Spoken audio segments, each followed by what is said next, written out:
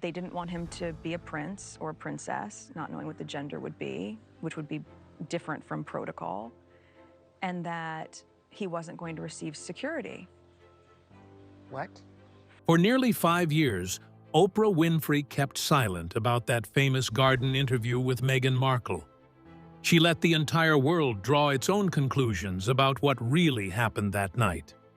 But recently, the most powerful woman in media said something on a live podcast that nobody saw coming, and now everyone is connecting the dots, realizing Oprah has been quietly walking away from Meghan for a very long time. The moment Oprah finally cracked. In July of 2025, Oprah Winfrey sat down with Kelly Ripa for a casual podcast called Let's Talk Off Camera. The conversation drifted toward random gift ideas, and someone asked Oprah what she would do if a friend gave her baby chickens as a present. Oprah laughed and said she would run them straight over to the Sussexes, but the way she pronounced their name came out twisted, almost like she was mocking it, and the whole room burst out laughing with her. You, and we all know Oprah, does not make accidental slips like that. This is a woman who has been on television since before most of her audience was even born. She knows exactly how every single word will land before she opens her mouth. So when she turned Harry and Meghan into a punchline on her friend's podcast, the entire internet noticed within hours. Royal watchers started replaying the clip again and again, asking themselves the same exact thing. What does Oprah know that the rest of us do not? And once people started really paying attention, the signs were everywhere. When Meghan launched her brand new lifestyle company called As Ever earlier that same year, Oprah did not post a single thing about it. No congratulations on Instagram, no mention on her shows, no quiet word of support to her many friends in the press. The woman who handed Meghan her biggest moment in front of 61 million people went completely silent on Meghan's biggest solo business venture in years. Then came Meghan's birthday celebration that summer. The guest list was small and tightly controlled, and Oprah was nowhere to be found in any photo. She was not in the tagged stories, not standing in the background, not even mentioned in a polite thank you. For two women who once spent weekends together in Montecito, sharing secrets across a kitchen table, this kind of absence said everything that words could never really say. It got even worse on a separate podcast appearance where Oprah was asked to list the people closest to her in life. She named Gayle King and Maria Shriver, and her longtime trainer, Bob Greene. Meghan Markle was not mentioned anywhere on that list. In Hollywood, leaving someone off your inner circle list is not forgetfulness. It is a deliberate decision. And something must have happened behind closed doors to make that decision feel so final, so cold, so completely unfixable. The night that shook a kingdom. To really understand why Oprah is walking away now, you have to go all the way back to the night of March 7th, 2021. 61 million people around the world sat in front of their television screens, waiting to hear a story that had been sold to them as the most honest royal conversation in modern history. Meghan walked into Oprah's garden in Santa Barbara, sat down across from the most powerful interviewer alive, and for 2 full hours, she delivered claim after claim that would shake the British monarchy to its very foundation. Meghan told Oprah that during her pregnancy with Archie, an unnamed member of the royal family had raised concerns about how dark her baby's skin might be when he was born. She refused to name the person, quietly saying it would be too damaging to them. She also revealed that the institution had ignored her when she begged for mental health support, that she had reached such a dark place she did not want to be alive anymore. And in a story that flipped years of British headlines on their head, she said it was actually Kate Middleton who made her cry over the bridesmaid dresses, not the other way around. The biggest claim of all came near the end. Meghan told Oprah with full confidence that she and Harry had secretly married 3 days before the public wedding. Just the two of them and the Archbishop of Canterbury in their backyard. She said the vows from that private ceremony were the ones framed on her wall, suggesting the multi-million-pound spectacle at Windsor Castle was nothing more than a performance staged for the crowds outside. Buckingham Palace took 2 full days to respond. When they finally did, the statement issued in the name of the Queen herself ran just 61 carefully chosen words. And buried inside those words were 5 small ones that would later become legendary. Some recollections may vary. It was the quietest counterstrike any monarchy had ever delivered. But it told the world the palace did not accept Meghan's version of events. They simply chose not to fight her in public view. Now, if you really think about it, that single line was a warning shot fired across the ocean. The palace was telling the world to wait, to be patient, because the truth would catch up eventually. And catch up it did, because within 72 hours of that broadcast ending, the first major claim from that interview was already starting to fall apart in real time, in front of everyone. The lies that came crashing down. Just days after the interview aired, the Archbishop of Canterbury himself was forced to break his silence on the secret backyard wedding story. He told a major Italian newspaper that the legal wedding had been on the Saturday at Windsor Castle, and that he had signed the official wedding certificate himself. Then, he added something that made Meghan's claim collapse completely: that signing such a document knowing it was false would have been a serious criminal offense. The most senior church figure in England was politely letting the world know that what Meghan described in her backyard had never actually happened the way she said. Then came the moment with the famous blanket.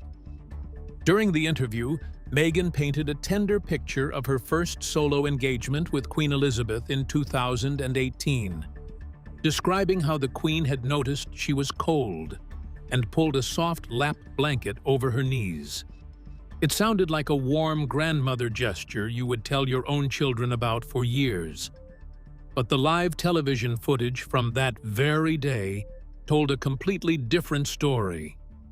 The Queen had pulled the blanket over her own legs alone, while Meghan sat right beside her with her arms folded. Then, journalists turned to the dramatic montage of British headlines Oprah had shown on screen during the interview. The montage was presented as undeniable proof of a vicious racist press campaign that had driven Meghan out of the country. But when reporters tracked down each original headline, the whole thing fell apart.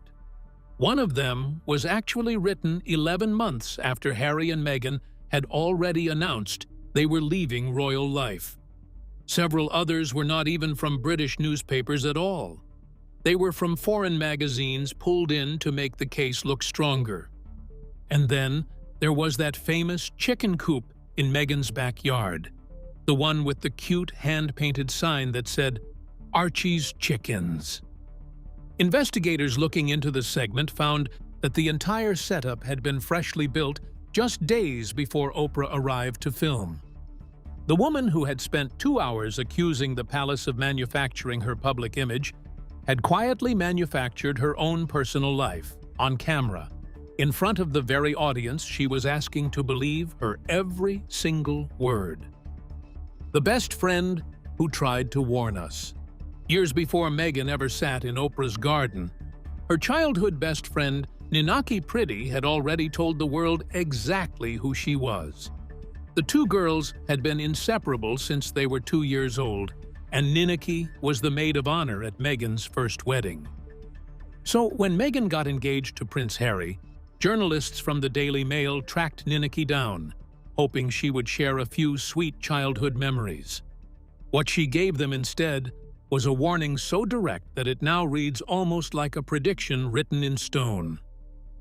Ninaki told the paper that Meghan had been fascinated by the royal family for as long as she could remember. She said Meghan kept a biography of Princess Diana on her bedroom shelf, that she watched videotapes of Diana's wedding to Prince Charles over and over again as a teenager. Then Ninaki said the words that would echo across the internet for years to come. Meghan wants to be Princess Diana 2.0. She gets exactly what she wants, and Harry has fallen for her play. My advice to him is to tread cautiously. It got even more pointed than that. Ninaki described a behavior pattern she had personally lived through, telling reporters that once Meghan decides you are no longer part of her life, she can be incredibly cold. She called it a shutdown mechanism, where Meghan simply closes the door on people with no explanation and no chance to talk things through. There is nothing left to negotiate at that point, Ninaki said. She has made her decision, and that is the absolute end of it. And here is what really hits hard when you put all of this together. In the same Oprah interview where Meghan claimed she barely knew who the royal family was before she met Harry, archived blog posts from her own old lifestyle website were still sitting online for anyone to read. In 2014, 4 years before her own wedding, Meghan had written a public post about Kate Middleton and the royal wedding she had supposedly never been interested in. So the woman who told 61 million people she walked into royal life completely naive had actually been studying these people her entire childhood. And as the world started to catch on to that obvious contradiction, even more disturbing reports were starting to surface, this time from the people who had actually worked beside her inside those palace walls. The people who were there all along. In October of 2018, just a few months after the royal wedding, the communications secretary for Harry and Meghan sat down to write an email that would later change everything. His name was Jason Knauf, and he sent the email directly to Prince William's private secretary. The contents of that email did not surface until just before the Oprah interview aired, when a British newspaper published it word for word. And the picture it painted was very different from the one Meghan would later present so beautifully on television. Jason wrote that he was deeply concerned the Duchess had bullied 2 personal assistants out of the household in a single year. He said the treatment of one of them had been totally unacceptable to witness firsthand. He wrote that Meghan seemed to need someone in her sights at all times, that staff had filed report after report of unacceptable behavior toward the same person. He even noted that the head of human resources had agreed with him on every single point. Buckingham Palace launched a formal investigation. Then, in 2022, they quietly announced the review was complete and declined to release the findings. Things only got darker once the couple moved to California. A major Hollywood publication ran a long investigation into life inside Meghan's American operation, and the quotes from current and former staff were brutal to read. One senior source described Meghan as someone who marched around the office like a dictator in high heels, fuming and barking orders at people who were too scared to push back. Inside the household, staff were said to have nicknamed her Duchess Difficult behind her back. The list of employees who quit kept growing every year, and reporters even gave them their own name, the Sussex Survivors Club. Then a story circulated through the gossip channels that froze people in their tracks completely. A male employee reportedly arrived at work late one morning because his pregnant wife had been too sick to be left alone that day. Without asking a single question, Meghan was said to have told him to leave and not return for 3 months, with no pay at all. The man's wife was still pregnant, still sick, and still at home. That story never made any headlines, but it landed in front of every Hollywood executive thinking about working with her. The Hollywood verdict nobody saw coming. When Harry and Meghan first arrived in California, the welcome was honestly extraordinary to watch. Spotify handed them a deal worth around $20 million. Netflix handed them another deal that some reports valued as high as $100 million. The couple promised the world they would build a media empire on the strength of their voices and their very personal story. 5 years later, the people who actually wrote those big checks are now saying the loud part out loud for everyone to hear. In June of 2023, the Spotify deal officially ended after only 12 episodes of Meghan's podcast. Just days after the announcement, a senior Spotify executive named Bill Simmons went on his own podcast and called Harry and Meghan grifters. He said he wished he had been involved in the negotiation to end their contract because that was the podcast he would have launched with them, the Grifters Podcast. He even revealed he had once been on a video call trying to help Harry develop a show idea, and that the experience was one of his best stories. Then, at a major industry conference in Europe, the chief executive of the talent agency United Talent stood in front of a room full of Hollywood power players and said it just as plainly. He told the audience that Meghan was not a great audio talent, and not really any kind of talent, that being famous does not automatically make you good at something else. That was not a tabloid writer talking. That was the man who runs one of the most powerful talent agencies in Hollywood saying it openly on the record.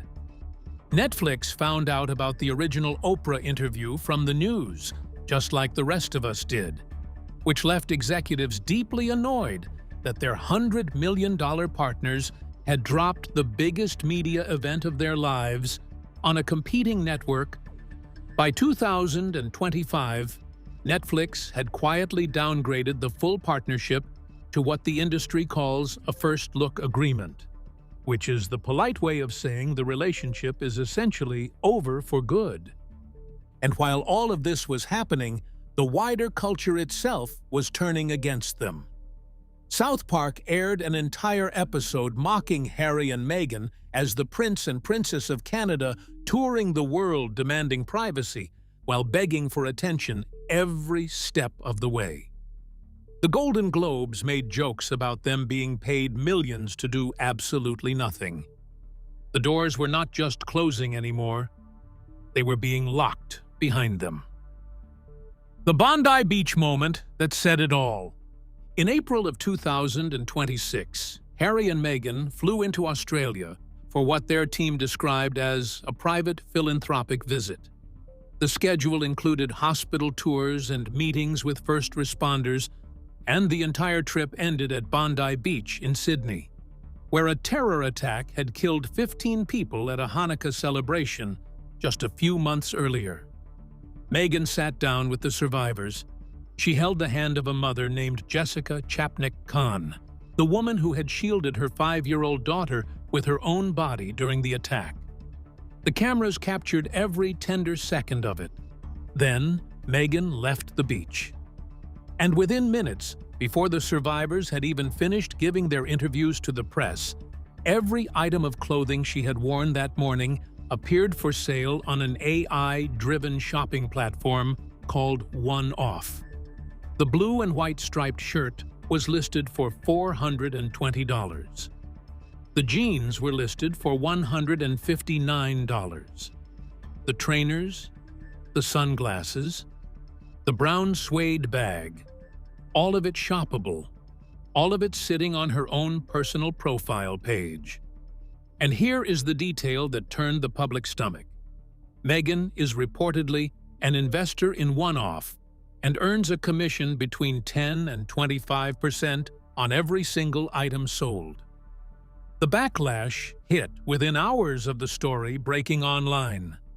Royal commentators called it the starkest example yet of the couple commercializing their royal brand for personal profit.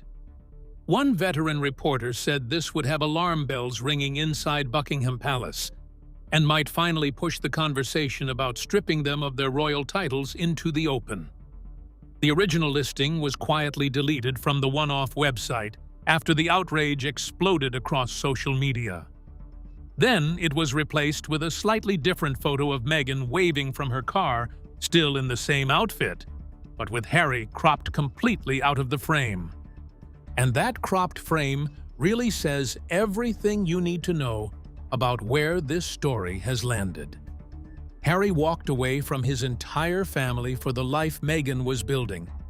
And now, 5 years later, he stands at a terror attack memorial in Sydney, edited out of a fashion advertisement, watching the whole project he sacrificed everything for slowly come apart in public view. Two people walked into Oprah's garden, believing they were about to change the world. They changed it, just not in the way they had planned. What do you think really happened between Oprah and Meghan behind those closed doors?